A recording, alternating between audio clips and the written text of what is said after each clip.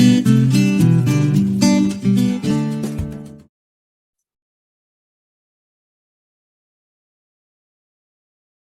good morning, everyone. Hello.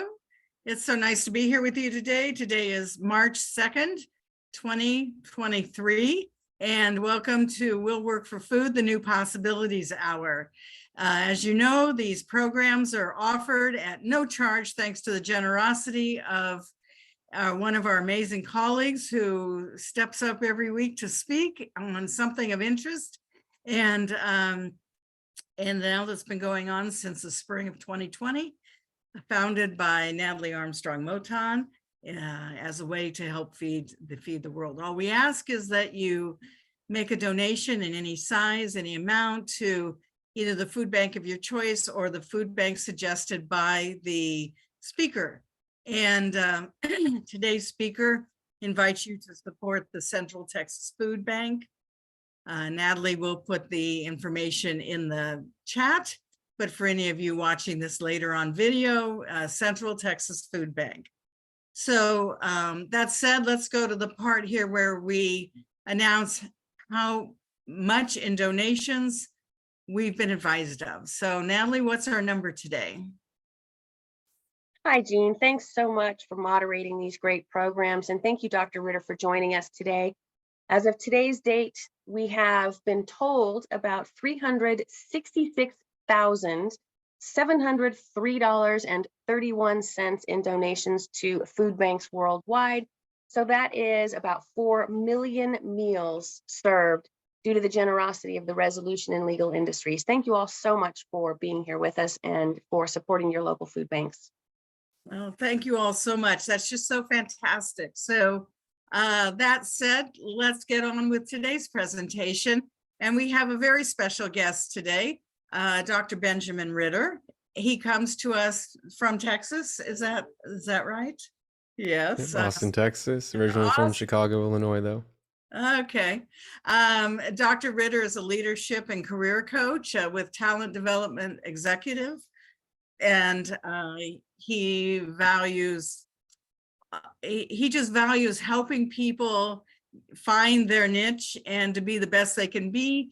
He has over 10 years of experience working with clients from companies such as Amazon, DoorDash, Google, Northwestern, Pinterest, Yelp, etc. So he's an expert at navigating career paths and helping you decide what you want to travel. So without any further ado, I will turn the floor over to you, Dr. Ritter, and we look forward to what you have to tell us today. And thank you so much for being here and being part of Will Work for Food. Yeah, thank you so much for having me. As was just mentioned, I have over decades worth of experience working in talent and organizational development with a focus on leadership development, performance management, and also founded Live for Yourself Consulting about 6.5 years ago, where I work one-on-one with executive leaders to help them create a career that they can say that they love. And confidence is a big C of the 3 C's of self-leadership and what tends to hold people back. So what I hope for us to go through today is to understand confidence a little bit more, to go over some of the myths, and then specifically reveal some of the keys that relate to building self-confidence as leaders. Now, it's going to be a lot of material, so you're going to have some homework, but I hope to add some value. And as I was told before about, how you go to these workshops, how do I make value from them? How do I make sure that something gets done because I attended this workshop, I spent this time? Well, the first thing that we need to do is make sure that we're focused. And so I'm just sharing my screen right now. And there's a lot of stuff going on. It's the start of the day. Emails are probably binging. We might be getting a bunch of notifications on any sort of messaging app, or maybe your dog runs in and wants to play tug of war, which might happen during this presentation today. But I'm making a commitment to ignoring that right now and to really focusing on bringing value to you around confidence. And I hope that you take at least one thing away about building more confidence in your life as a leader. So please make that commitment. There's going to be one more commitment that you're going to make to yourself at the end of this workshop. But for right now, let's make a commitment to be present and to put everything aside, because you're dedicating this time to learn more about confidence and self-doubt to ultimately impact your life in a positive way. So as I mentioned, we're going to talk about understanding confidence, confidence in the workplace specifically, how to build a little bit more confidence, and there'll be some time for Q&A at the end, but if you want to throw some questions in the chat, I will be watching that as well. Now, the chat's a little bit hard to see, so we're also going to be using Slido. If you haven't used Slido before, you can access it through a web browser or through your phone. It's an anonymous tool that we can use to engage with each other and share our thoughts. And so when we talk about focus, right, one of the greatest ways to focus during a meeting is to engage in it. So let's try to engage in Slido when that opportunity comes up. Please stay on mute, throw your thoughts in the chat. And I think this is really important. If someone says something that you don't agree with, that's okay. Let them have their opinion right now. We're not here to cause conflict or disagree. We're here to yes and everything. So speak your mind, in regards to you, and let other people as well speak their mind too. We're here to create a respectful and caring and supportive environment. So let's talk about confidence. Yep. And thanks, Penny. I'm about to share the code. The code's going to be for food to access Slido. The QR code is at the bottom of that screen on this slide. And I just want to hear what motivated everyone to attend today. I'm going to move to the next slide, but the way to access Slido is going to be in each one of these slides until we share our thoughts. So to join Slido, you can use your phone, the camera app, just scan that QR code, just like you would in a menu at a restaurant, or go to slido.com and use the hashtag #4food. So let's share a little bit. What motivated you to attend today? Why did you show up to a workshop on the topic of confidence? And remember, this is anonymous, so feel free to speak your mind.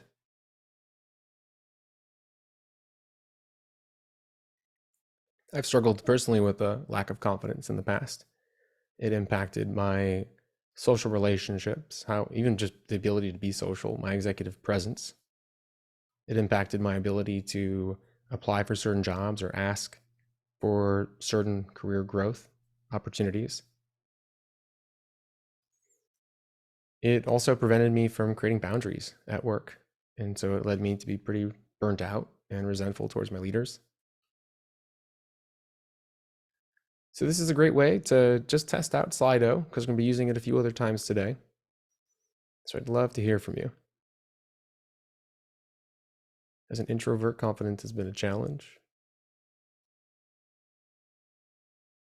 I'm a coach, so it will work, but also I put off doing things, which I think is about a lack of confidence. I love the messages too that are like, I just like showing up. That's awesome. I'm happy that you're here. Okay, great. Building confidence in a new career. Wonderful. And if you like Slido, by the way, this is a great tool to use in your meetings. Great way to show a little bit more professionalism and tech savviness, as well as to create anonymous engagement. So thanks for sharing.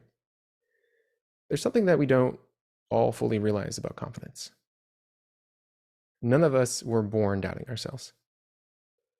And that doubt was built up over time. Because I don't know one person that doesn't struggle at least a little bit with a lack of confidence and self-doubt. And so if we can accept the fact that we weren't born doubting ourselves, we weren't born thinking that we weren't good at presenting, we weren't born thinking that we can't say no to a meeting, we weren't born thinking that we weren't pretty enough or good enough or handsome enough, then maybe we can say that, okay, so maybe these beliefs that I have aren't exactly true. Maybe there's something not right about these critical thoughts that I'm thinking about myself. And that idea, the idea that, hey, maybe this doubt that I feel isn't a fact, is the first step to actually building self-confidence. Now, some people think that confidence comes from their possessions, or comes from their accomplishments, or comes from what people say about you, or comes from your past experiences and successes. But these are actually one of the worst places to source confidence from. Doesn't matter how much you have. I can tell you people that have probably much less that are confident. Doesn't matter how much you've accomplished. Doesn't matter if you've got that job or earned that promotion, or in your terms were successful. Doesn't matter. It's actually not where confidence comes from. It doesn't matter what people say about you. Work with a lot of leaders who are in the public eye. And when you're in the public eye, you're going to get criticism. Or even just when you're in the workplace and you get constructive feedback and it was delivered probably in a pretty poor way. There's a lot of people also need training on how to give feedback. Well, what they said isn't actually factual. It doesn't matter what they say about you. It might have been an experience, might have something that happened in a situation, but great, so you have some facts. And confidence for sure has nothing to do with your past. But a lack of confidence and self-doubt was completely created because of your past. Confidence is actually just a belief. Just a belief. There's nothing to do with reality outside of who you are as an individual, as who you are, just sitting right now listening to this, or whatever you're doing right now listening to this. Confidence is just a belief in two main things: your skills, so what you think you're capable of doing, and your qualities or traits, so the belief in who you are as an individual, as a person. And too often we use those other myths about what confidence is, like how much stuff we have, to define if we are good enough, when in actuality, that belief can't come from anywhere else other than from ourselves. And so what we're going to focus on is how to create a greater belief in our skills and in ourself, in our qualities and traits. And so this is really important to understand, because if you find yourself doubting who you are or what you can do, knowing that that doubt is coming from one of those areas allows you to do something about it, allows you to start creating new programs that are going to serve you and build confidence. So for everybody listening, where do you think you struggle the most? A belief in your skills, like your ability to present, your ability to do one-to-ones or to lead, your ability to connect with individuals in front of you, or maybe your qualities or traits. So maybe you think you procrastinate too much, or you're too short, or you're not beautiful enough, or your voice sounds a certain way and it doesn't exude leadership presence.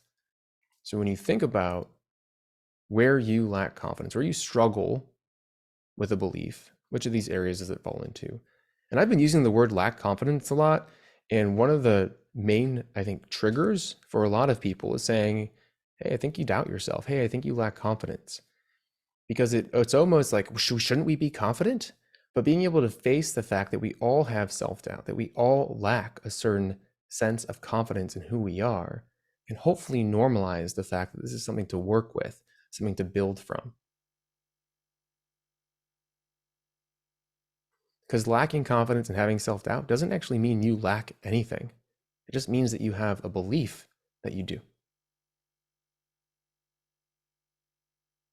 So this is something that I'd love for you to write down, that you either struggle with qualities or traits, or struggle with skills, or maybe both. And then maybe as a homework assignment, write down the things that you struggle in terms of having confidence with. What are those qualities or traits? What are those skills? Because so often we feel self-doubt and then we just say that we don't have confidence. We let that control our actions instead of diving in a little bit deeper and truly understanding where this comes from. And when we can focus on where it comes from, then we can actually talk back to it and say, oh, that's not a fact. That's not true. This is why.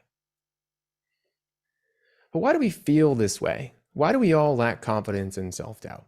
And so it's something as simple as just understanding that we've all had experiences in our life that have become programs, because our brain likes to keep things simple. Our brain likes to say, oh, that was bad, or that didn't feel good, so don't do it again. Avoid it. Make sure you stay safe. I didn't like feeling that way. And so your previous experiences have become programs to ensure that you pay attention to situations that might cause you harm and might not be helpful to you, even though they would. So for example, saying no to a meeting so you could go attend a function for your kids, or so you can go to the gym like you wanted to, or saying no to a meeting because you've just worked a 12-hour day and you need some boundaries to refresh or connect with your partner or connect with yourself. Your brain goes, wait, no, that's scary. That doesn't make you safe. What if someone thinks of you a certain way, or what if you lose your job? And because somewhere in your past, you've learned that saying no at work leads to negative outcomes, and you've built this fear. And so confidence is just an alarm system for you to pay attention. It's not a fact. It's just saying, hey, the thing that's in front of you right now, the choice you have to make, even if you want it, it might be risky. And for some people, that alarm system is so strong that it changes and impacts your actions. Because we all have self-doubt. I mean, it's like jumping out of an airplane, doubting that a little bit, but we can still take action over that doubt. But sometimes the alarm system becomes so strong that it freezes us because it actually impacts our fight or flight mechanism, and that then creates physiological responses that then become actions. And so what I'd like everyone to try to do is when this alarm system comes on, if you take one thing away from this entire workshop, I'd say just take this one strategy, because our minds are visual. Our minds like visualizations and actions, and they can actually impact how our body is reacting to something. Imagine that you have a dial on just right in the middle of your chest. And when you're starting to feel self-doubt, when you're starting to really just be like, okay, this isn't going to work, I don't know if I can do this, instead of turning the volume up, which is what we tend to do, we tend to focus on those negative feelings. We tend to focus on the fact that we're not good enough. Try to turn it down, however you want to envision it. Turn it the other way and see almost like this volume meter going down. Try picturing this during situations where you doubt yourself. Turning down the volume of this alarm system that's saying that you're not safe. This should help you deal with certain situations where you lack confidence, and help maybe turn it down just enough where you take some action that's uncomfortable. Now we're going to get into some more specific kind of homework assignments around building confidence, but this simple exercise has been proven to work with a lot of my clients. I do it myself. So please try this out. It may seem a little silly. You can even buy a little volume button. You can walk around with a remote control and turn it down when you want. Just don't put batteries in it. You might end up turning down some people's TVs around you. But try this out. Let's accept that this strategy might work for us next time we are feeling a high level of self-doubt. And this is so important because self-doubt in the workplace limits us. We either maybe work more or say yes to work that we don't care about. Maybe we work less because we're worried about the spotlight hitting us. We tend not to be able to form concise and clear sentences and make our point because we're so in our head wondering what people are thinking about us.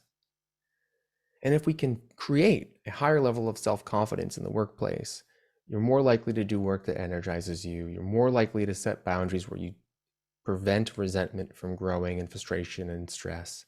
You're more likely to say yes to new opportunities and put yourself in the spotlight. So maybe even do some cross-functional meetings or skip level meetings with other leaders to highlight your own work.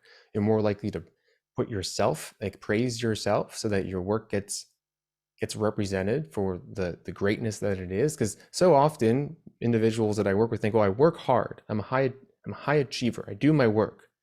I just don't like being in the spotlight. Why am I not promoted? Why don't I get these opportunities that the other people are doing? Because confidence in the workplace is part of executive presence, and part of presence is being present. And people get promoted because people know of the work that they're doing, not because that there is work getting done. So confidence can help you stand up, right, and stand out. The other thing it does is it tends to build more trusted relationships because you're not so afraid of other people in your organization. And also boundaries and clear communication builds greater trust. So what is one of the greatest areas of self-doubt you have at work? And I'm asking this because it's going to be important for the next slides that we go over. And while you input your answers, I'm going to take a look because I see in the chat there's a question. Why is the response to I do not have confidence in skill X talking yourself into that confidence instead of seeking training and experience to develop skill X? Karen, can you rephrase that?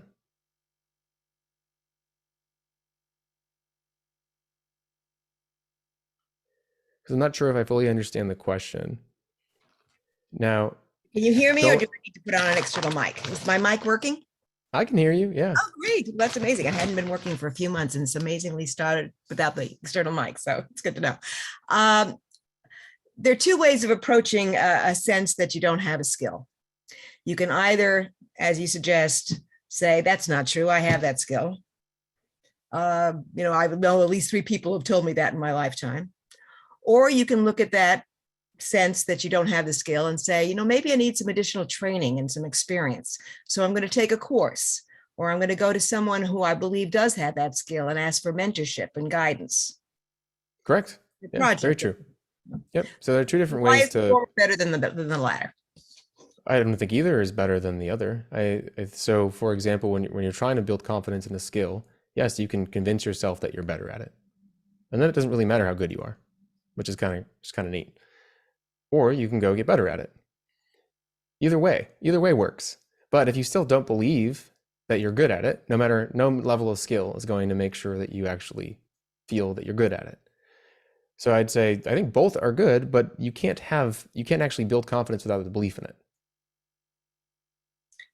This comes from my experience as an arbitrator, where I have experienced, and also as a lawyer, supervising other lawyers and working with other lawyers, that people sometimes convince themselves, or at least try to convince others, even if they haven't convinced themselves, that they have a certain ability that they don't. And the result of that deception of themselves and others is a sabotage of the project and maybe even a loss of a case. So can you comment on that? Well, what I'm talking about here is really just your own happiness, your own fulfillment, your own enjoyment. And we can talk about success, right? If someone is good at something, is it better if they're not good at something? Well, if you feel that you're good at it, then that's what I care about right now. And I think what you're discussing in terms of success at work is a little bit different from what I'm trying to represent today, because I'm just more focused on the stress that comes from not believing in yourself. And I'm happy to elaborate a little bit more when we get to the Q&A portion too. So I appreciate you bringing this up. So thank you everyone for adding your comments about your greatest area of self-doubt at work. Keep this in mind as we move forwards. Karen, I hope we have a little bit more time to talk about this too. But it's, this concept of just, if you feel good about yourself, that's what I'm happy with. And it might not lead you to certain goals that you have based on your levels, your skills and abilities. And that's a different topic at hand, because then we go, well, why am I not making progress towards this goal? Great. Maybe you actually have to work on something. Maybe you do have to go get some 360 feedback. Maybe you do have to look at the results and take information from that to make sure that you can continue making progress in your career. So there are 5 main keys to becoming confident at work that I've identified. And I'd say if you were to focus on anything to becoming confident, that these would be the 5 pillars that I would suggest. There's work here. It's homework, right? To recreate new beliefs within yourself. It's not something that you can just flick a switch. It's going to be a constant tug of war. These 5 keys can help you make sure that your side, the inner champion, wins over the inner critic. So the first thing that we need to do is create some safety. It tends to get in the way of people being confident in the workplace is that they don't feel safe. So they do things that don't align with who they are, and that creates even more doubt. So when you feel unsafe, you're constantly in a fight or flight mode. And this tends to relate to people being afraid for their job. Well, what if I can't say that because what are they going to think of me? That's going to end up, and all of a sudden now I'm going to be out of a job, which tends to be a huge kind of exaggeration of a moment in time where you're holding yourself back, you're doubting yourself. And in reality, like, what would actually happen if you did this thing? If you took action where you're holding yourself back? And also, let's say if you did lose your job, like, can we play out the worst that could happen? And I'd suggest whenever you're doubting yourself from taking action because of fear, you play out what is the worst thing that could happen. And we tend to find that, and this is the most important, we'll be okay. And this is such a critical belief when it comes to building self-confidence. I'll be okay. I trust myself. I trust my abilities to ensure that I'm going to be okay. Now, to believe this, let's identify some areas where you feel unsafe. So this is your homework assignment. And for each area, what would make you feel safe? A lot of times in the professional world, it's I'll lose my job. Great. So have you gotten a job before? Do you know how to navigate the job market? Or maybe you go reach out to some connections that you have. You start networking, attend events like this, connect with individuals to ensure that your relationships stay warm in case you ever need a job. Or maybe it's something about finances. Okay, so what do you need to do to feel safe financially? Maybe it's get another stream of income. Maybe it's save a little bit more than you have been. But we want to create a sense of safety. When you have the sense of safety, a lot of opportunities can arise. So after you feel safe, okay, I'm going to be okay, then we have to understand, well, who are we? What do we stand for? Why are we going into work? When we have a vision, we understand who we are at our core, our values, we stop worrying as much about what other people think about us. So a great example of this is when you walk in a room to network. One of the greatest areas of self-doubt is someone asking you, what do you do? Someone asking you a simple question about who you are. And that doubt comes from because we aren't exactly sure. And that lack of clarity, sitting in that ambiguity about what we stand for, what our vision is, why we do the work that we do, and who we are personally, allows other people's opinions of us to matter. But when you can get specific about who you are, other people's opinions don't matter because they're just opinions, and you recognize them as opinions instead of facts. So this may seem like a very lofty question. What do I stand for? Why do you work? So to get a little bit more specific, I would suggest looking back and say, well, what are my skills? What have I learned how to do over the years? For me, they're really easy, but for a lot of other people that haven't had my experiences or my education or haven't worked where I worked, they're not. They're completely unique. At the same time, what have my life experiences been like? What is my personal story? And what do all those things, when you put them together, mean about me? And just free write, do a little bit of a brain dump. This is a really fun journaling exercise. I highly suggest it. If you can have a pen or paper and write this out, it's a lot more effective than typing it. And if you need some help remembering some of these things, pull up your photos on your camera, go back in time on your phone, your photos on your phone probably now, not your camera. And even pull up your resume or LinkedIn profile and start going through a little bit more in detail the different positions that you've had. And through that thought experiment, you're going to get a much better idea of who you are and why you do what you do, what brought you to the organization that you're a part of, what initially caused you to go to school for what you went for school for, and why you're working at the organization that you're doing, because there's a reason why you're there. And then also, what are you trying to achieve next? When you can get specific about this, I promise you, you'll walk into a room, you'll walk into a meeting, understand what you're an expert of, understand what you care about, and be able to share and engage so much more than you were before, especially if you did that first piece about feeling safe. The next piece is actually we have to make some progress. And a lot of people tend to doubt themselves because they make promises to themselves that they never keep. And if you consistently break promises to yourself, you're not going to believe in yourself. So that can be because maybe these promises don't really matter, or these promises are outside our capabilities, or maybe we're making too many promises. So take a look at the things that you think you want to do. Ask yourself, do I really want to do these?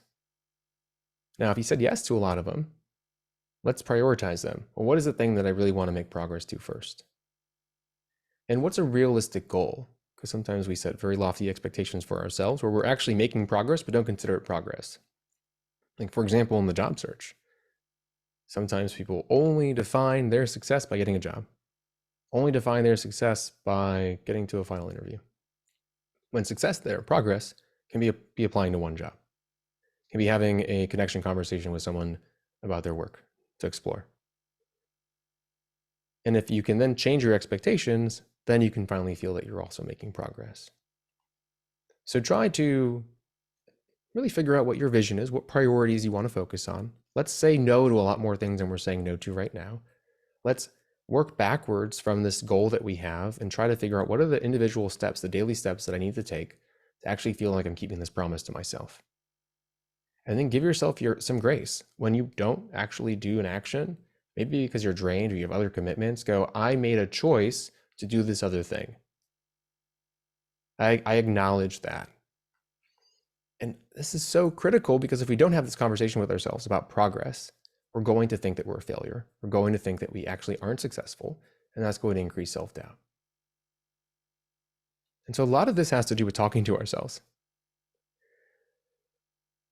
in terms of who am I, feeling safe, ensuring that you're making progress. And all of these different areas are to build your inner champion, are to build the person within you that is talking to you each and every single day. So we are programmed to focus on the lack of, the negative. We magnify it. This is completely normal. Why? Because it keeps us safe. If something is wrong, we focus on it. We constantly think about it. We repeat that thought in our head all the time. And so if we want to try to reprogram our brains to be more confident, we actually have to consciously use our inner champion and consciously talk back to our inner critic and tell that individual within us that you don't believe the beliefs that it is sharing with you. And this is a really interesting fact, by the way. The average person has about 12,000 to 60,000. It's a big gap, but it's hard to count thoughts per day. But that 80% of those thoughts are negative. And so if your inner voice is constantly negative, is majorly negative, then it would make sense that you have a negative voice and opinion about yourself. So the one thing I'd ask you to do here is to pay attention throughout your day. Again, a lot of this is bringing awareness, and just write down your negative beliefs. Say step one, just write them down. Also, pay attention to the negativity around you. Are other people sharing negativity? Do they seem more negative? Do articles keep popping up on your newsfeed that are negative? Anytime there's a negative thought around you, that becomes a negative thought inside of you. So can we also protect our environment? Can we surround ourselves with more positivity? Your environment completely and utterly influences how you feel. So let's try to build and invest in people that align with your career path and that support you and build you up. I mentioned about our news feeds. I'd also suggest reading and listening to things that affirm, right, your positive beliefs about yourself. And when you put all this together, you will build and feel more self-confidence. So accept that you're safe, that you trust yourself, that you're going to be okay. And why? Because I believe in who I am and what I stand for. So you define your values and vision, and you're just doing little things to make progress. You're taking away the to-do list, and you're maybe making like a what's next list, or what do I want? What's the number one priority today list? And everything else can stay in this other kind of holding area. And then are going to pay attention to your thoughts and just build awareness to the positivity within you and the negativity within you. And then surround yourself. Make it easier for you to be more positive by surrounding yourself with positivity. And if you have any direct reports, if we have any leaders on the call today that are struggling with confidence, you can do these things for them too. So the same thing that would work for you would work for them. Help them feel safe. In your one-on-ones, talk about who they are, what they care about, why they're there, what they want to work on. Help them see that they're making progress. Check in on their number one priorities, reduce their to-do list. Give them positive feedback. By the way, so the ratio when it comes to feedback and giving positive to constructive feedback is around 5 to 7 to 1 for your feedback to be influential, meaning that it takes 5 to 7 positive remarks for that one constructive remark not to actually tear them down. It's incredible when you think about it, which means that you probably need to give some sort of positive and constructive feedback to someone every time you see them. And then ensure that around them, that their relationships and the environment is surrounded with positivity to the best of your ability. So if you had confidence at work, what is one thing that you do differently right now on this call? What is one action that you would take? Throw it in Slido. There's one thing that you would do differently. I was working with a client yesterday who was going to go to their boss and actually ask to be taken off of a client project and to be put on a different type of work. I have another client who's actually going to be switching functions and departments. I have another client who's going to go to their leader and ask for feedback. That's a big one. See, speak up more, insist on my position more on critical decisions. Wonderful. I have another client who actually, by focusing on one person in the room and doing a little bit more meeting prep, has built his confidence up in group settings and is able to fully engage in meetings like he hasn't before. Because when you don't engage in meetings and share your thoughts, you have to, one, do a bunch of follow-up meetings to actually get clarity and to figure out what needs to get done. But also you get seen as someone that's not a leader, that maybe is also distracted and not paying attention and disengaged. Hey, thank you for sharing. So I'd like for everyone to take those thoughts and make them a commitment. You can share them in the chat if you want, or just make it to yourself. Because confidence is a belief, but that belief is created through a conscious commitment to yourself. Because we live in a world that is constantly beating us down, that is filled with negativity, and our brains want to focus on the things that are wrong because the things that's going to keep us safe. So confidence is a commitment to the belief that no matter what, you believe in yourself. And if you keep practicing this, like you wake up in the morning and tell yourself your commitments and take action on those 5 keys, then that belief will get stronger.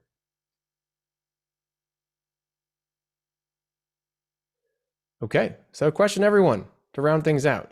Do you commit to believing in yourself from now on?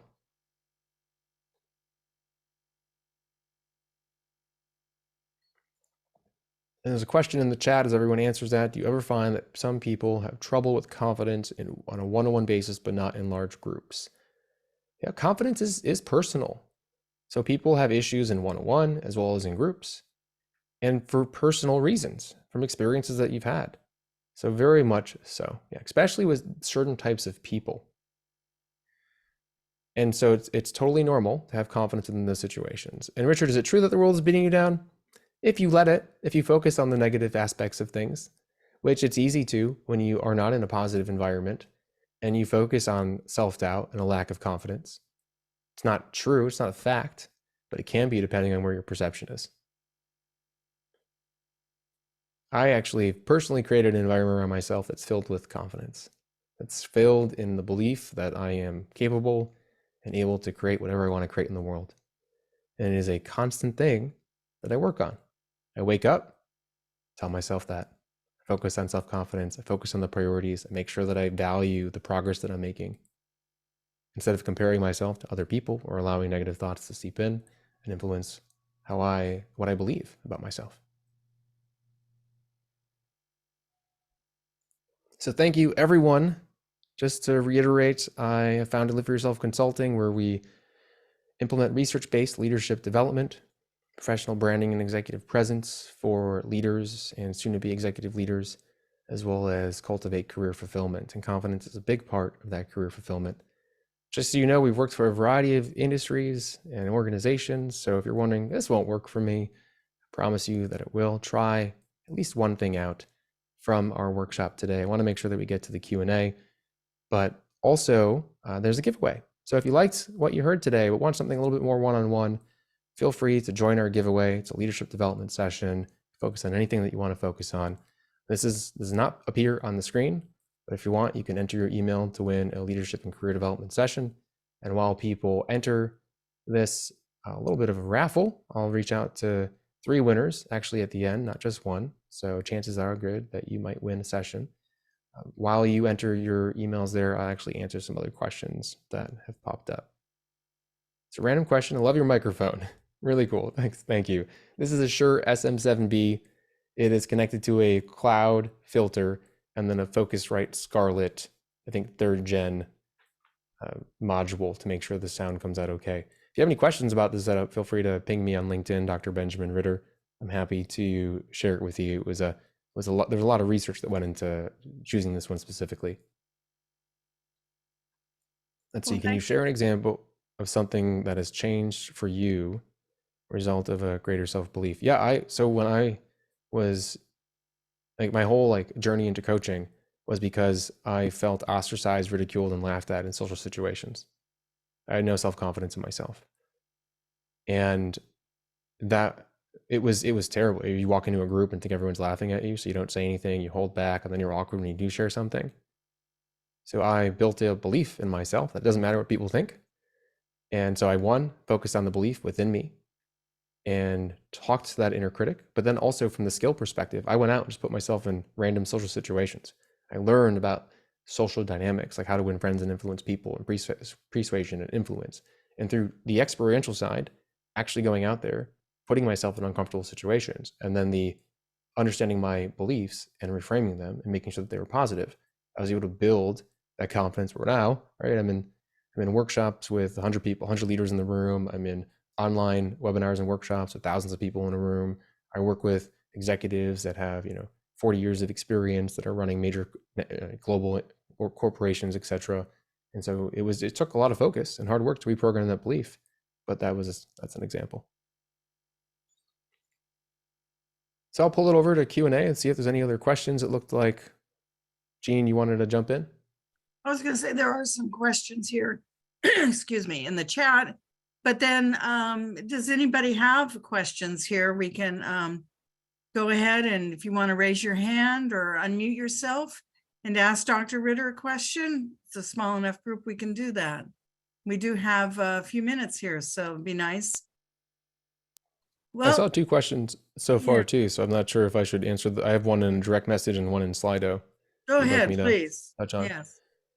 So with fostering confidence in kids, I'm sure there are more specifics around this, but I'd say do those same keys for them. So if you think about what sort of material are they reading, is it positive or is it negative? So how do you create an environment that is positive around them? How do you help them feel like they're making progress towards the things that they care about? And how do you even understand the things that they care about as an individual? How do you make sure that they feel safe?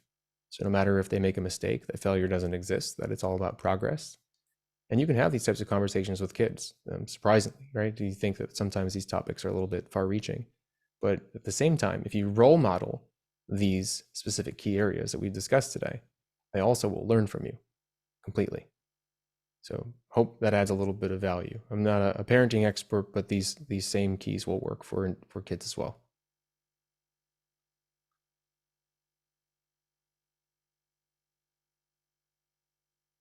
Sounds good. There are a couple of more questions here. Why don't we, you go through what we've got in the chat or in your Slido thing then. Yeah, so how important is mindfulness for practitioners who are constantly around people in conflict, and how does that affect confidence? This is so relevant. So I actually went home to see my parents in Chicago for about 32 hours, and I'm an open book. So I'll tell you that our home environment, unbelievably supportive and loving, and I could not have asked for anything more. I'm completely grateful for that. But the environment now is filled with yelling and conflict and negativity. And I, no matter how mindful I am, how aware I am of that, of what I need to do to keep myself away from that and to decrease stress within that situation, the number one tool is to not be there. And I was very explicit with them. I said, look, I don't actually have relationships that talk to each other in this way. This environment is causing me to not want to be here anymore or come home. So if this continues, I can't do that. And that openness and honesty actually created some immediate change. And it can be difficult if people are working in an environment that's very high stressful where that negativity exists. But no matter how mindful you are, if there's a fire burn, like if you're in a burning building, the number one thing you're thinking about is how to get out of that building. Not, okay, like stay calm, what, I'm going to be okay. Like you instantly are going to react to the fact that there is conflict around you. So I'd say mindfulness is great. It's wonderful to help talk you off the ledge and keep you calm. But the number one solution is to actually get out of that environment.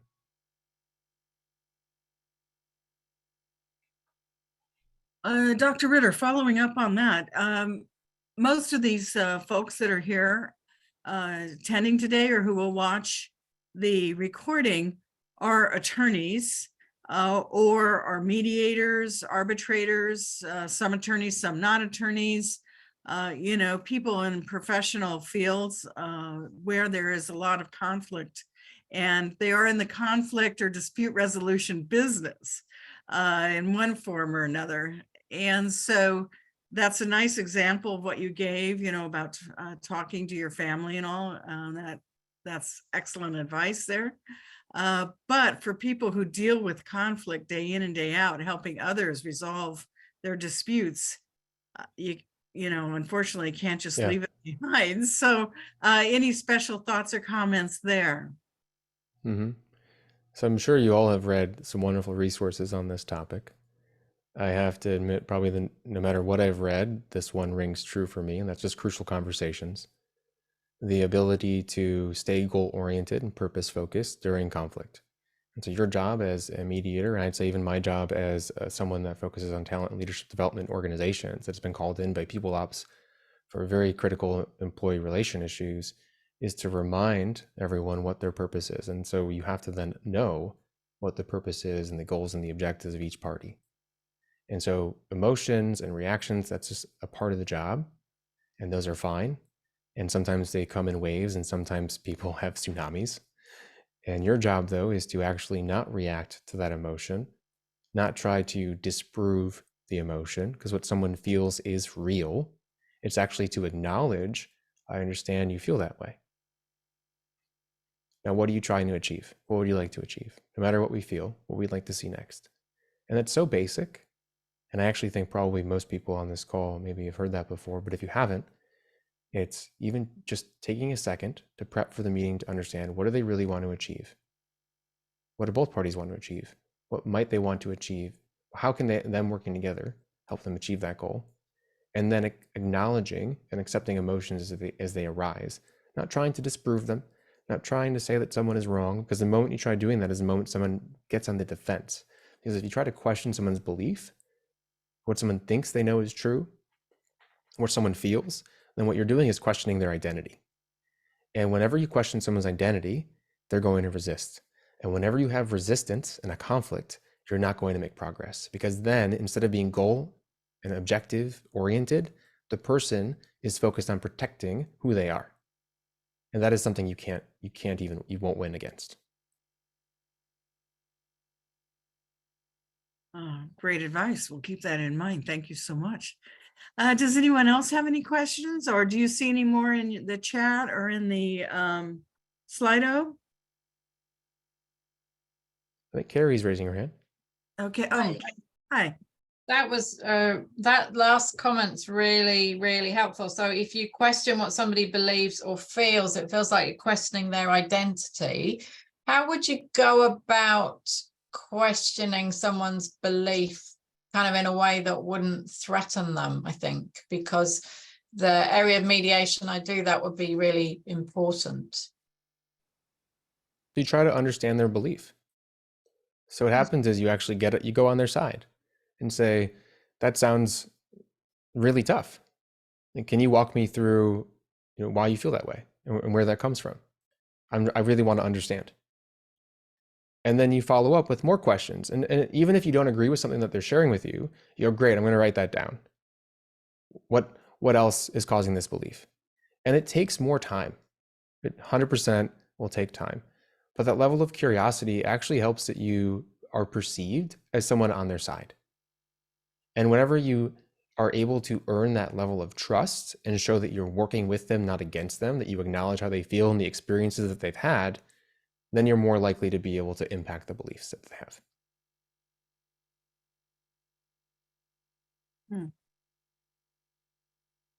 But yet we are neutrals when we're mediators, and yeah, there's a great, so it's just a coaching skill set. So if you're looking for more information on this, I highly recommend the book The Coaching Habit. And he also, the author of that book, I don't remember his name right at the moment, but he has a good TED Talk as well. So if you look up The Coaching Habit TED Talk, you'll probably find him. And he has like an 8-question cycle on just, and what else, and what else, and what else, and what's the real problem here for you? And so what you're doing is you don't have to actually say that you agree with them, but you're just trying to understand where their beliefs come from and really get to the heart of it. Oh, thank you, Penny. Appreciate that. Michael Bungay Stainer, Stanier, Stanier. Thank you very much. That's the author. Okay, well, this is fascinating. What time is it? It's 10 minutes till the top of the hour. We've got a few more minutes. If anybody wants to ask any more questions of Dr. Ritter while we have him, it's such an honor and a pleasure to have him with us today. Dr. Ritter, I apologize if I missed this at the beginning because it took me a second or two to log on. What was your background? What is your doctorate in, and what is your background that informs your coaching substance? Yeah, so I have a doctorate in organizational leadership from Pepperdine, the Graduate School of Education and Psychology. Did not get to go to Mount Malibu, sadly. That was in West LA. If you know the area, it's very different. And my research and the things that I care most deeply about was in relationship to value congruence and job satisfaction. So if you want to research study, I published the relationship between person job value congruence and intrinsic and extrinsic job satisfaction. And then my personal background, I was most recently the head of talent development at Technova, a life sciences manufacturing organization, where I was responsible for organizational leadership development work. And then before that, I worked for YPO as a regional learning director. And throughout all that, I've been coaching probably for the past decade specifically, in a university setting, and then in a variety of other settings like internet and finance, moving forward from there. Thank you.